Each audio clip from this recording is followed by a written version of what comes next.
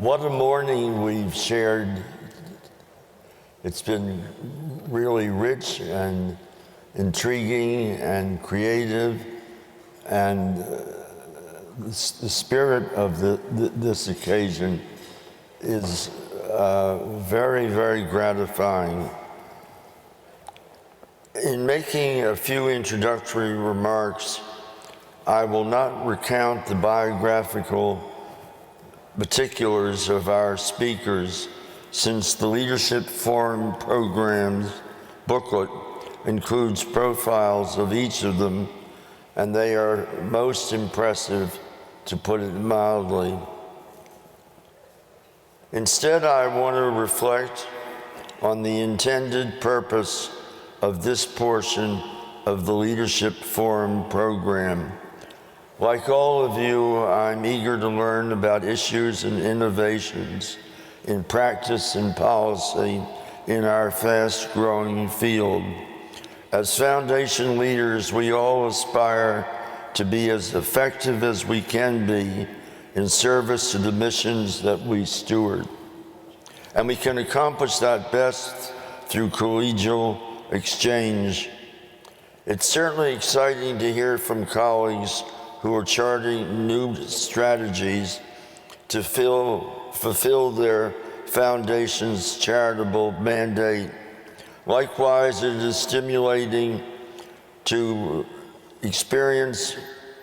share with experts who can offer insights into some of the challenges we experience in our work. But with all due respect, this is about how we do it and not about why we do it. Earlier this year, Chris called me to give an update on topics for the Leadership Forum program agenda based on her interviews with a cross-section of Artist-Endowed Foundation leaders.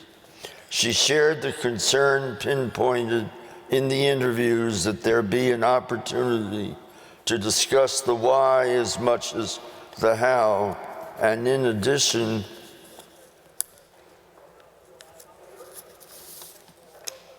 that the discussion have the perspective of a living artist who has created a foundation. This keynote conversation offers us a chance to reflect on the why, the special opportunities Artist-Endowed Foundations have to make a difference in the world today in the light of their distinctive missions committed to art stewardship and cultural philanthropy. I'm pleased that we have that conversation today with two remarkable people who think a lot about the role of the arts in today's world, as do Artist-Endowed Foundation leaders, and do so from very special perspectives. Mark Bradford is an internationally acclaimed artist whose work for the integration of aesthetic innovation and social concerns has been heralded internationally. He's also co-founder of an artist lifetime foundation, the Art and Practice Foundation. I've wanted for years to meet Mark, and what a privilege it is to have him grace this occasion. Darren Walker is a philanthropy executive known for thinking strategically in support of social justice, and newly at the helm of the Ford Foundation, the second largest foundation in the country, with a long-standing commitment to funding the arts. On a personal note, I have come to know Darren very well, and I treasure him as the most humane and accessible, and humble colleague I have ever met in our field, bar none. Darren, you are what is known as a mensch. And I give you that little tribute. My warm welcome, Mark, to you and to you, Darren.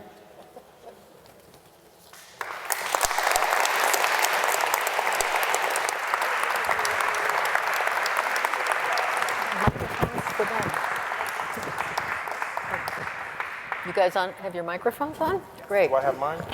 Yes. 1, 2, 3, 4. You are. Are you okay? I'm going to sit You're in the middle, always, Mark. I feel like I've done something bad in school. I know. The bad is I need help. We need to help your Christina hand. here. Thank you. Okay. Somehow we decided to do away with the I don't want to fall off the I know stage. how to lean, you know. Okay, here we go. Okay, let me. Fabulous. Got your little shoes shine. Oh, stop it, Mark. Okay. We're supposed I'm so glad. We're I'm so supposed to glad be that you- dignified. Okay, I'm dignified. I got my dignified on now. I'm so glad that you all didn't know each other beforehand and No, were able never to met introduce before. you here. That's extremely important. So either because Darren and Mark didn't want to go to the trouble of preparing remarks, or because they really enjoy being spontaneous and responsive, they asked me if I would interview them in this keynote conversation, and I said, of course, I would be happy to, and that's my privilege. So I have a number of questions that I'm going to target to each of you, but I hope that you will join in together, contradict each other, challenge, whatever you'd like to do, so that this can evolve into a full discussion. We will have back and forth in this conversation, and then we'll open up so that the audience members can ask you questions as well. Okay, so this is, I just wanted to say the title of this, Charitable Impact, Art Stewardship and Cultural Philanthropy, and it is what Charlie said. It's really about the why of why we do these things. We certainly will talk about how, but it's really about the why. Mark, I'm going to begin with you. And I will begin with the obvious. We would not have Artist-Endowed foundations without generous artists. Thank you for your philanthropic spirit. You're one of a very small number of artists who have created their foundation mid-career, not at the close of a creative life.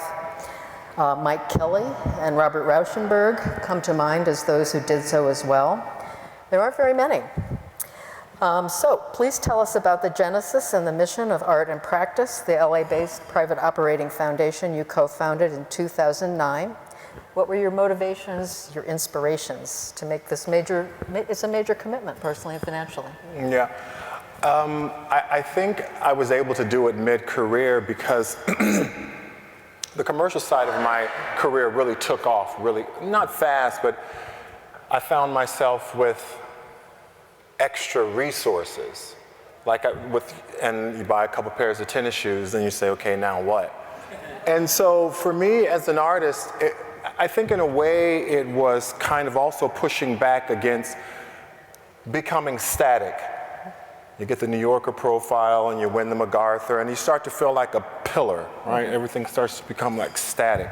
So for me it was a way of kind of extending and making it dynamic. And so what really my first idea with my partner Alan DeCastro was that we wanted to share. We wanted to share some of the things that I had experienced, and I wanted to create something that wasn't about my art career, but really was this living thing that had a relationship with ideas and education, and it kind of came out of that. It had nothing to do with me wanting to make it to house my career.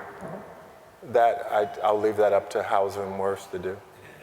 During your lifetime? But Mark, wasn't it also about, one, in some ways, a rejection of the idea of accumulation? Yeah. So the idea that what it was about for you was accumulating things, so selling all of that thing, everything, and and in some ways rejecting, both embracing Yeah. the commerciality of and the reality of what is going on in the art market today, Right.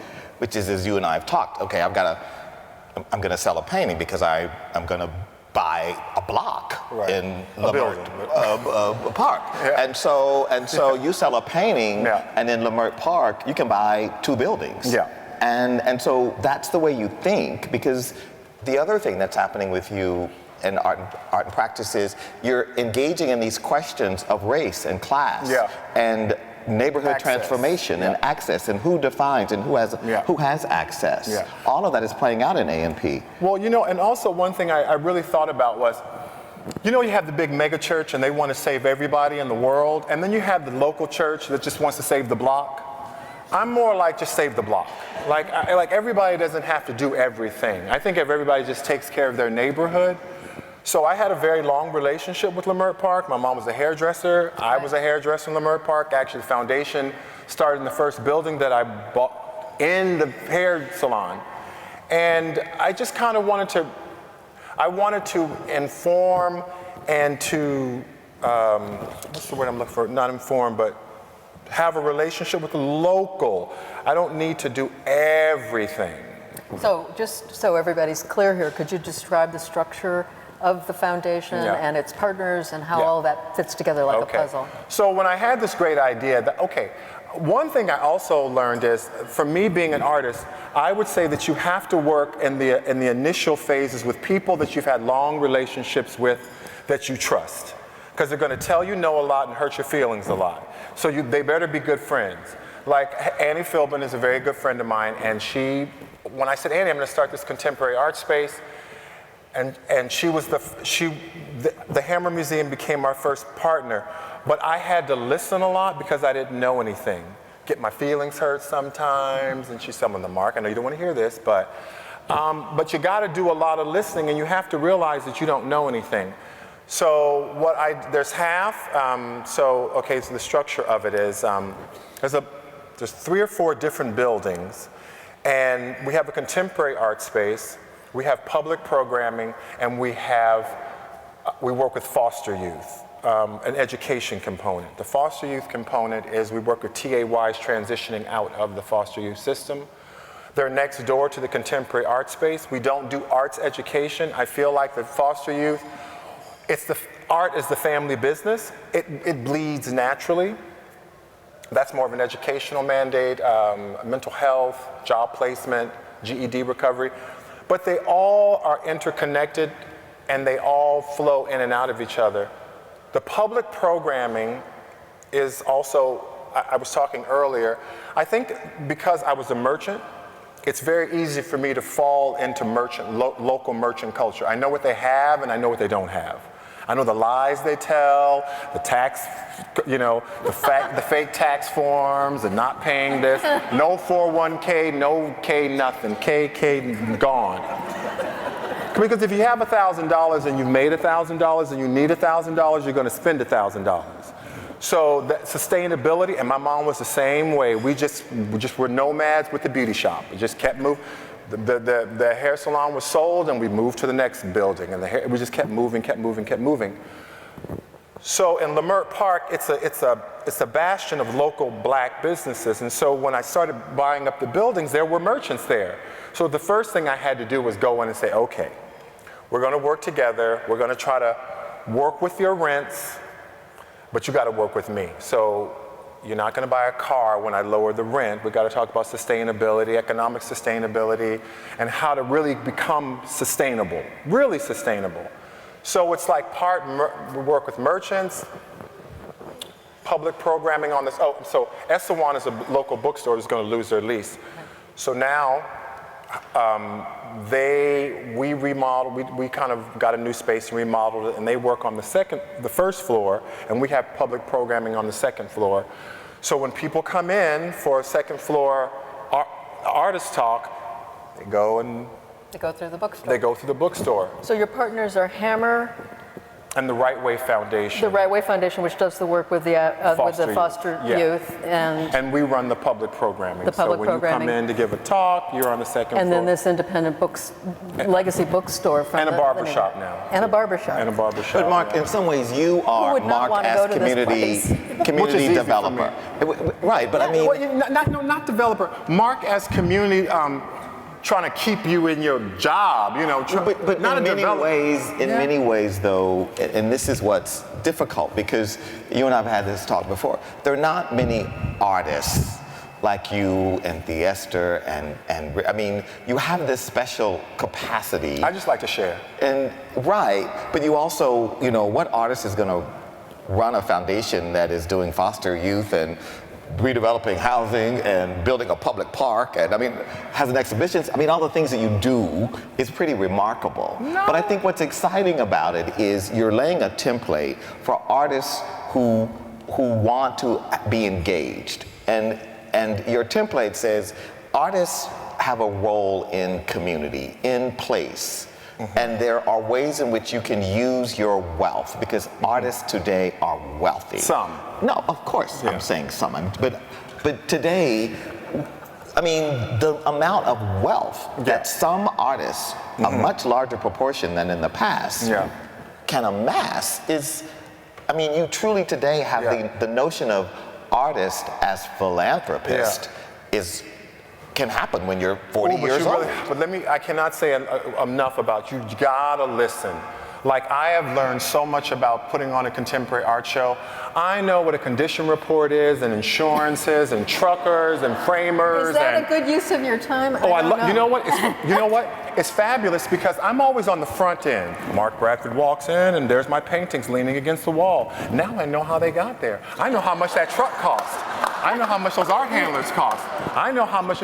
And for me as an artist, that is really, really empowering. It's truly empowering to go behind that screen. I love that part. I mean, Okay. But that's because you're a control freak, and because you know yeah, I'm a it's control true. freak. You know it's I'm true. totally a control freak.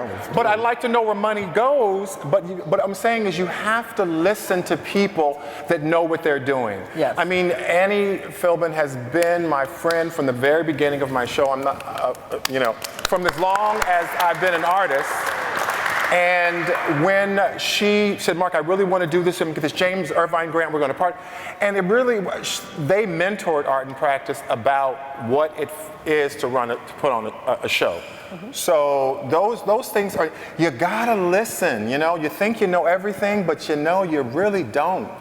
Now I'm going to hop in here. I just want to say for historical reference, Mark is an unusual philanthropist during his lifetime. Yes, Let me say this. Let me say this. We do have the extraordinary example of Robert Rauschenberg, who during his lifetime had this wide array of interests around community and a whole set of things that were of concern to him, and went on to build an institution that addressed that. So they are there. It's almost like there's one extraordinary person through generation, and having more and more now coming on. Theaster would be an example. But Darren, I want to quickly shift over to you. I want to put the spotlight on you for just a second.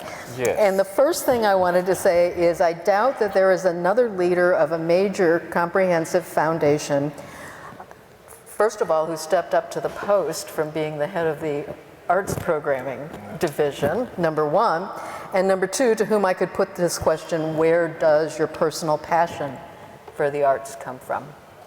Oh my. Well, do you know, when I was a little kid, I lived in this little town, and my grandmother was the maid to a wealthy family who loved art. And so she used to bring to our little shotgun house in Goose Creek, Texas, these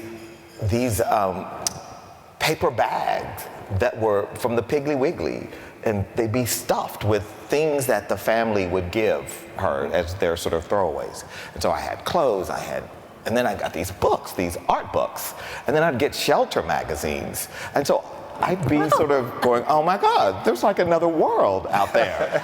There's another world. And I just started like living through all of these art books, and the visual experience for me was captivating and completely enrapturing. And so that's how I started, actually. I mean, there was no art museum in Ames, Texas, Right. but I was, certainly by the time I got to college, I was completely, passionate about it, and everything clicked. And it's been a part of everything since. So the Ford Foundation is synonymous in many ways with the early history of cultural philanthropy in this field, and has this extraordinary legacy funding the arts.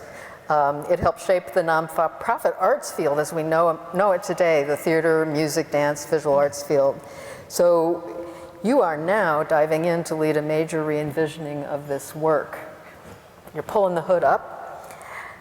What are the motivations and goals for this effort? And should we assign significance to how you're conducting this planning process, which means you have to tell us how you're conducting it? Sure.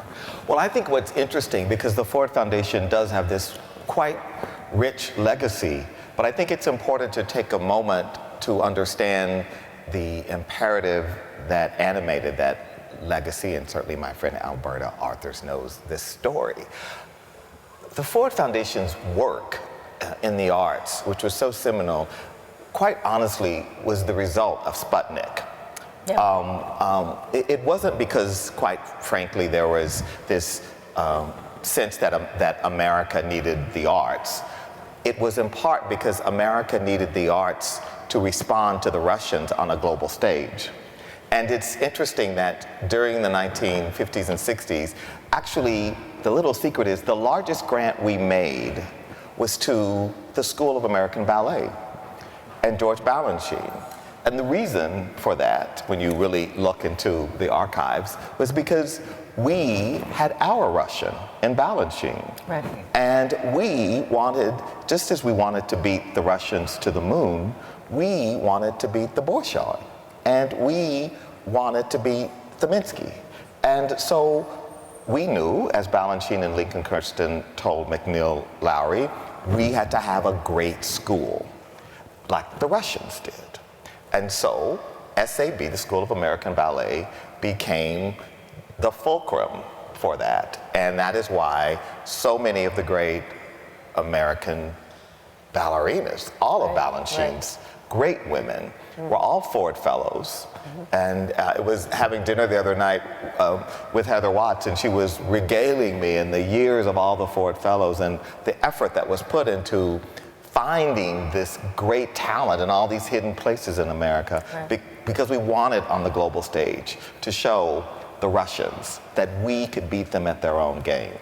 And so I say that to say, just as in many ways America is challenged in the global cultural landscape today, we are challenged too. So what is our imperative today? And for me, so much of that is about this moment of transformation in America and the world, and the role of artists in that transformation. Both the creative process, the engagement, and then actually support for artists. I mean, what is it like to be an artist today? To come to a place where you can't afford housing, where there is such distortion by the commercial marketplace, where there's systems that actually should be supporting you actually make it harder for you if you're an artist. So we're interested in those questions. We're also interested in how social change happens and the role of artists in that. Artists have always been at the forefront of social change and social justice issues in America. And so I'm interested in that question. How are artists today engaging in the issues of the day, which is what, when I see artists like Mark who are saying, okay, an issue today in our society is everything from the state of the family to gentrification to the school systems to our public spaces, to discourse. It's all of those things that are playing out in America. And so we are engaged in all of those questions, and that's what we're doing. And the new guidelines for the arts? New guidelines. You want me to speak like a foundation person? Sorry. Right, so the new guidelines. So we've just hired, I'm very thrilled because I was able to still Elizabeth Alexander, away from Yale, and so she is just arrived 2 weeks ago, and we are next year going to be in this exploration where there are going to be several strands of grant making, because we really are interested in exploring questions. So there is a strand around diversity in museums. So we feel very strongly that, and the data from the Mellon survey demonstrates that the state of our institutions, particularly our museums, is pretty appalling. I mean, when you look across most museum boards, most museum exhibitions and their public programs, and their staff, particularly curatorial staff, you see very little diversity. And so we're interested in why is that? So that's, for example, one strand. There's another that is about artists, and what do we do to support artists? We're also looking at documentary filmmaking in the intersection of storytelling and narrative, because one of the things we've recognized through our work around understanding inequality is that one of the drivers of inequality is the fact that we just have cultural narratives that justify marginalizing certain people in our society, and that those narratives, we just accept them, or they're perpetrated just by people repeating them, and over time they become wisdom, and we act on that wisdom that is wrong and racist and gender-based and all sorts of things. So we're really interested in how the arts intersect with that. Yeah. That's going to be interesting. Well. And I know that by way of exploring it, you've had a process in place in which a whole variety of people have been in residency and been in conversations at the foundation. Yeah. And we've got 12 Artist Fellows this year, from Carrie Mae Weems to David Henry Wine to all sorts of people. Yes. So Mark, let me hop back to you, because you said something very interesting. The family business is art, but these foster children who are about to age out of the system and need support, they're going to be exposed to the family business, but you're not going to be doing art education with them. Is that what I understood? Yeah, not initially, because their needs are so the critical, housing, job, the needs are so critical. I will find a way to weave in what I do, but I'm more interested in contemporary ideas, not art making. So I'm trying to shift the thinking from taking young people and giving them a room and having them to thinking about contemporary art as being simply ideas. Because that's what I think it is. If we can so I try to make everything more idea-based. And I do talk, I work with the youth myself. I do some of the do's and don'ts for the hair, for job interviewing. You know I can do that. And, I know what to tell them and what not to tell them. But that again is, I just use my whole toolkit. I just use the whole toolkit. So you're not diving into art education, but you're diving into awareness of contemporary ideas and their ability to engage contemporary ideas. Sure, it's like if you take a young woman who's just been in the system and moved 14 times and has no self-worth, and you show her work by Barbara Kruger, or you show her work by Kathy Opie, or you show her work by really women that have a strong, Carrie Mae Weems, or that has a really strong center. In some ways, you can use artists whose work has to do with kind of feminism and standing up. You can kind of use those ideas as a tool. So we do that, but not yet. We're on our second year. Just give me time. But Mark, I think part of it is because your identity is you are an artist. And so part of your education in a place like Leimert or South Central where you are is the fact that you can represent, this is what an artist looks like. Right. He's tall, black, gay, he's all those things, and he's in our community. Well, he's not some figure that's up that we see at LACMA or at the Broad. And well, that's one of the things I wanted to do is we're always, the first place I found my experience with art was, as every other kid, I got on a school bus, a yellow school bus, and I drove across town and I went to a museum and they whispered, "That's art." And I thought, okay. I didn't feel anything, I just knew that it was important, but it was so outside of anything that I was having a relationship to. So I thought, what if you bring the mountain to the people? Like, what if someone going on their way to school absolutely just sees this space that at first they might identify it as being belonging to white folks. Oh, that's white folks, that's white folks. But eventually they'll start to say, well, wait a minute, it's in my neighborhood, and what does that mean? And you can kind of have conversations around what does that even mean? And you can kind of change the conversation if it's in their neighborhood on the way to school or to the bus stop or to pick up some churches or whatever. You know, they have to, they can do that. So it's just a matter of taking, I believe in what we do. I believe in what I do as an artist. I just want to change where we do it. Right. Well, you want to make the notion that it feels authentic and not foreign, because that's one of the real challenges that anyone in museum education will tell you is it's great to have these kids come in. I mean, you talk to Sandra at the Met and she says it's great to have these kids come to the Met. It's important, but it is for many an experience like that. It is intimidating, it feels different, and it doesn't feel authentic. And so you're saying, as I saw when I was at A&P a few weeks ago, you know, people are just walking in and out, and you've got a show of some Nigerian artist, and she's there, and it's sort of a hip-hop thing going on, and it's black and white and gay and straight and everything in between, and you know, it's just this really interesting scene that where everybody's welcome. And I think that's a very different experience of art and artists. I'm going to ask one question before we go to audience Q&A. This has been just terrific. Darren, you talked about the importance of supporting artists. So that's a very big concern of this field, obviously, of many people in this field. And it's fabulous to have you here today for so many reasons. But several foundation directors here today, those of the Joan Mitchell Foundation and the Nancy Graves Foundations, at the very least, are so excited because their commitment to this has meant that early in your career you did receive rewards for those programs.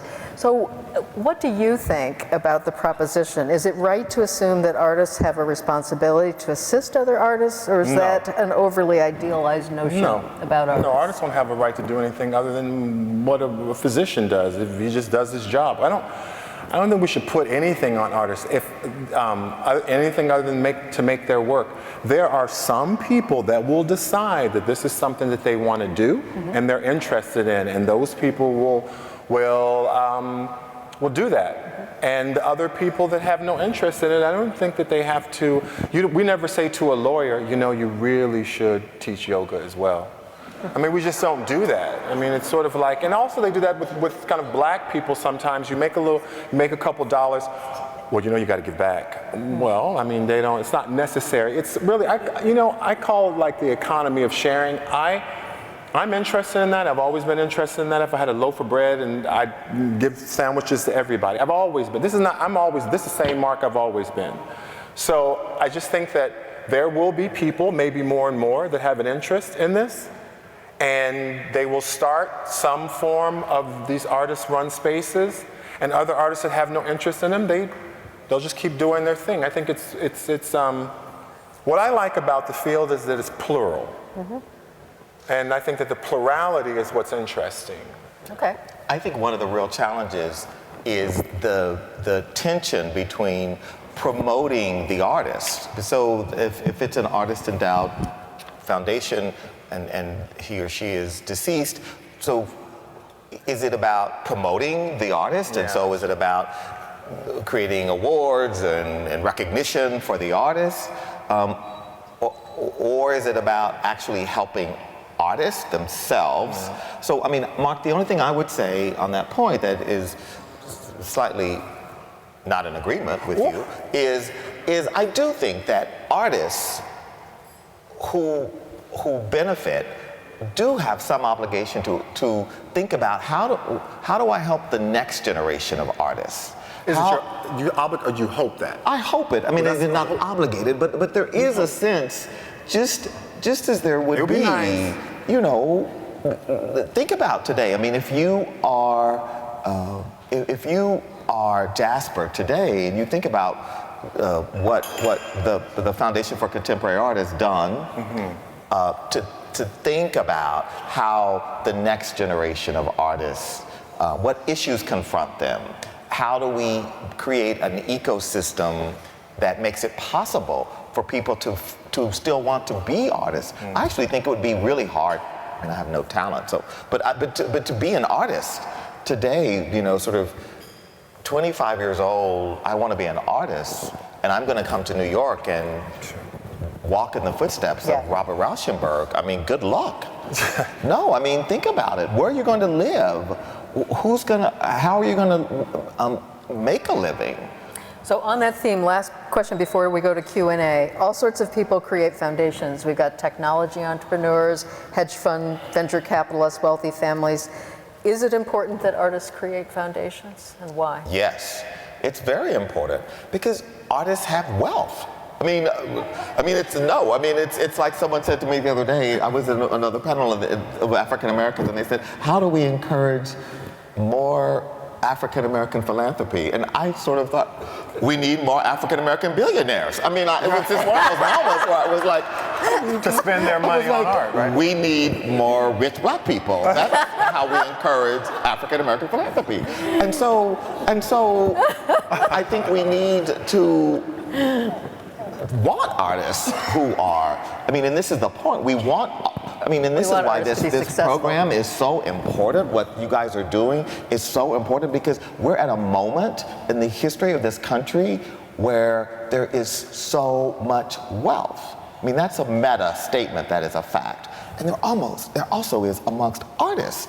I mean, again, it's a sliver, but it's just like the larger issue. I mean, we truly, I don't want to get on my inequality shtick, but what is happening in the art world is exactly what's happening writ large in America. There are two worlds. There is the world of Mark Bradford and the world of Hauser and Wirth and the world of Gagosian and Mark and all these people. And when you are in that orbit, it's intoxicating because there is so much wealth. And then you go out to Bed-Stuy and you meet this 35-year-old struggling black artist who can't get a dealer to like give them the time of day, and they're doing this really great work, but there's no way that they will ever be at Hauser and Wirth. And you just think, my gosh, and the difference is so stark and so shocking, but that's the reality. So the question of why do artists? Because the artists are rich today, and we hope that they'll be smart, like we hope people who are rich in society writ large will be smart and make smart choices, smart options that actually make a difference in the lives of people. Great. And we have one here. We do.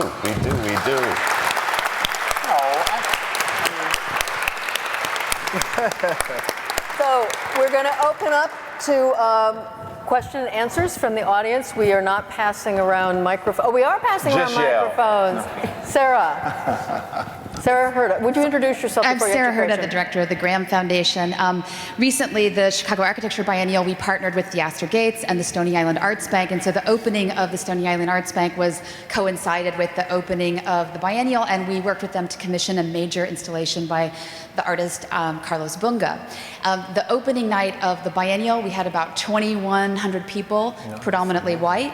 The next night, they had the opening, we shared in that opening of the Stony Island Arts Bank. They had 1,400 people, and I would say it was probably about 95% African American. And that's just, within the same city to be able to partner and it was just so evident that it was so important that this place exists on the south side of Chicago. And my husband and I, who just recently became the executive director of the Rebuild Foundation, had the opportunity to spend some time with Alan on the block. Your block. Oh, you did? Yeah. And one question that we both had, and I think maybe is interesting in the relationship also with the Astor's work, is we both wondered why you made a private foundation opposed to a public charity, which the Rebuild Foundation is. I didn't want a lot of people telling me what to do. because it's there, as you said, I'm a control freak. And also, it is it's an artist-run foundation, and I need to change my mind a lot because I don't know everything. And as I know more, I change. I mean, Annie, you know, we've had tons of conversations, and as I'm learning, I'm crafting it. It's like a painting for me. And I don't want to have so many people who are much more intelligent and have been in this field longer than me telling me what to do. Although I know it's the right thing to do, I need to find my way through it. And I think, Mark, part of it, and this is another reason you have Mark is, you have always said to me, I don't want Ford Foundation's money, Darren. I'll sell a painting. Not yet. I want, but part of it, you would say, part of it is because you said, and you said, I actually need to control this. I want to have people like Annie and I want to talk, but I'm prepared to spend my own money rather than asking others for it because I need to work this out. While I'm working it out, I don't really, although there's a lot of attention around my project and blah, blah, blah, blah, blah, and people, while I'm working it out, I'm not that comfortable just getting it because it's there. Soft fund, people give me money, say, Mark, I want to put this towards that, and I put it, but until I know more, I don't really like to. Well, there's a fundamental difference because the Art and Practice Foundation is not the manifestation of your art. No. And that's a very big difference. So Rebuild Foundation is a manifestation of Theaster's cultural practice. But I think there's a distinction because I think that really now they're moving into, they're operating buildings that are open to the public. That's a public gallery dedicated to work that is not Theaster's. Yeah, that's true. That's very. But it started as that. I mean, and so these are things about how they start. But in a way, you could almost say that you would imagine Theaster would have the private foundation, and Mark would have the nonprofit. That's my. Another question? Another question? We've got the microphone ready. Shy group. I can't believe we don't have a question here. If it's a question, this is Fariba from Lucid Art Foundation. I just wanted to reiterate this, is that Gordon Onslow Ford and I started a foundation called the Lucid Art Foundation. It was based on idea. It wasn't about my art or about his art. It was about an idea, and we have artist residency programs, seminars. But I agree with you, Mark. We decided to do it private. It's private operating foundation. Just because of that, we wanted to have a little bit of a control there. I knew I'm going to put a lot of my time. He knew he's going to put a lot of his art and resources. And I'm glad I did it that way because it's small and we are implementing what we wanted. Yeah. Whereas if we had done it the other way, it would have been out of our control.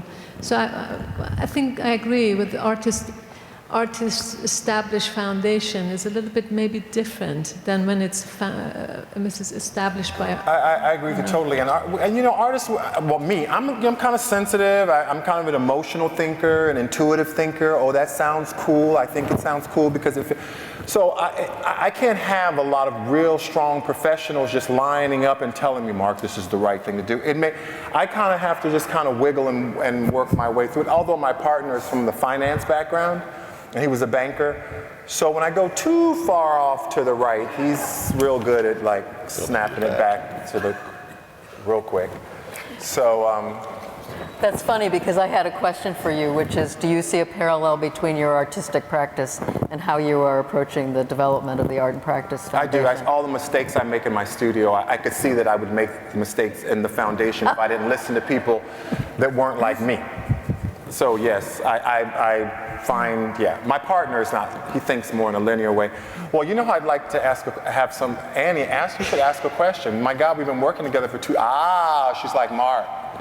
I mean, I'm just curious, like working with me for the last 2 years, just because. Take a zinger. Well, it just might be interesting to point out something in this room, especially, that I think one of the heroes in this situation was the James Irvine Foundation. Yeah. Because basically, Mark took on paying for all of this real estate and his entire staff, but he couldn't possibly have taken care of the hammer, and we weren't going to take money from him. But every single department in my museum worked with him, from communications to curatorial to registrarial to development, even though he wasn't interested in development quite yet. We were like, you will be, so let's have some talks around this. But this was a 3-year grant from the Irvine Foundation that paid for us to do this work with him. And I think that's a very important fact, actually. It's hugely important, Annie, and this, I know this is not a group of museum directors, but this is a real challenge when I spoke earlier about the questions that we are looking at Ford, and that is, what is the role of the museum in society today? Because what you were doing with Irvine was the question of transformation of the idea, and obviously your remarkable leadership of the Hammer has represented this idea of really rejecting the notion of the elite institution at the steps, and if you're lucky, you get to walk up the steps, and at the top of it rests a curator who, if you're lucky, will wave their wand over you and make you smart, and allow you too to join their elite circle. So what you've actually said at the Hammer is that the Hammer is, actually that's not your idea of what a museum is. Unfortunately, I think in American society today, we have too many museums who still hold on to the notion that their role is to be this elite educational body that imparts knowledge on the masses. I mean, this notion. And of course, it's important to add, we learned as much from our Well, exactly. as they learned from us. Right. But it was huge to have the banners in Leimert Park, which is a 95% all-black community. Hammer Museum's PR for their shows, and the Hammer Museum being on site in the exhibition space, all on the wall didactics. And it really influenced the community because it breaks down it breaks down the racial thing, because they're here. They're here, they're physically here, and they're interacting every day. I tell you, partnering and listening is it can go very good or very bad. In our case, it went very, very good because it's a West Side institution, but it does have a 3-year commitment to this local area. And then you saw the flow going to the Hammer Museum from Leimert Park. And when I walk around the community, everyone knows what the Hammer Museum is now. Oh, yes, the Hammer Museum. You own that, right? No, I don't own it. But there's an understanding, and that's why I started Art and Practice, access. The same, like me as a kid, walking down the street and moving into a space that was the Hammer Museum and finding contemporary art, contemporary ideas that were less traditional, maybe a little more outside the box in my community. Because the next Darren, or the next Mark, who's a little outside the box, that's where we find ourselves, in these little safe spaces before we have to get on the bus and go outside. And that's, for me, why I built Art and Practice, is to create a non-traditional, free-thinking, liberal, all-encompassing space within a local traditional black community. I think that the idea of things being plural from within is very important. When we racialize all black, all this, we want it all to be the same. I love the fact that diversity can happen from within. And that's all Art and Practice is you can wave your little strange freak flag here. And you do so well. Okay, we have one more question. I have a closing question if we don't. All right, we can look at the world and our communities, and you've said, Derek, we can see these challenges. At the same time, we know the number of Artist-Endowed foundations is growing, and number of wealthy artists is growing. Many artists are seeing their resources burgeon. What do you hope for this emerging field? I think this emerging field, these artists can be transformational in our society, far beyond the role of the artist in the past. So the role of the artist in the past was to be the tortured soul of society, was to be the person whose brilliance makes them so different and so foreign, and their life experience, which often ends in some horrific suicide or some terrible, that all of those things happen, yes, but that artists actually, and this generation of first generation truly wealthy artists can use their wealth for social transformation beyond their capacity to create beautiful paintings and sculptures. And we have that. Artists today have that in their power in a way that in the past they didn't. I mean, yes, artists in the past had outlets and they had influence on society and on trends and through media, but today the role of the artist is it's so pervasive and so deeply embedded in our culture. Do you agree?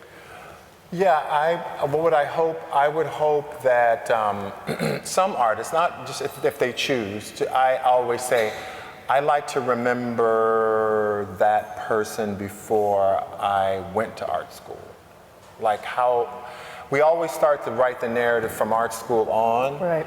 But that little non-conforming, uncomfortable person before, fighting for who you are, fighting because you don't fit in, more artists remembering that would be interesting, and creating kind of bridges. It's not, once I got to Cal Arts, I found my tribe. But when you're that middle school, elementary school, high school, it's when the real kind of desperation can happen. And so for me, I would like to see just more artists saying, I want to save that person. Reach back.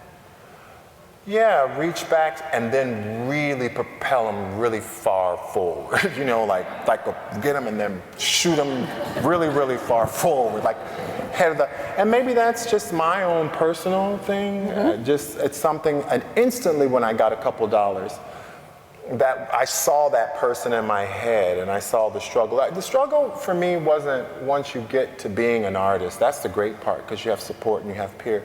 It's really what happens before, because it does, they say it does get better. It does get better, but when you're in the midst of being nascent, isolated, you don't know that. This is what is so wonderful about Mark. So many artists, because what artists do in our society is create these economies of empathy.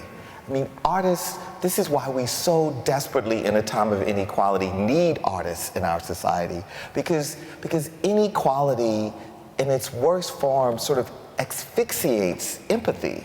I mean, it makes us a less empathetic society.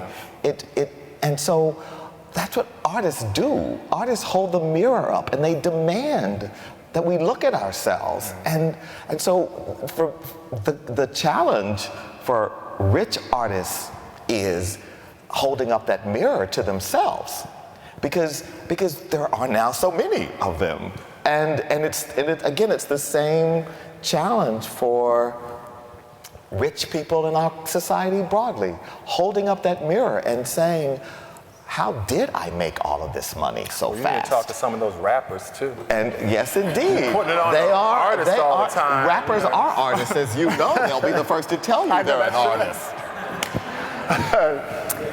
Okay, well, we've had a fascinating conversation. I mean, could it have been possible to not have a fascinating conversation with these two? Oh, back. Okay, hello. Thank you. Thank you, guys. Thank you. You can stop.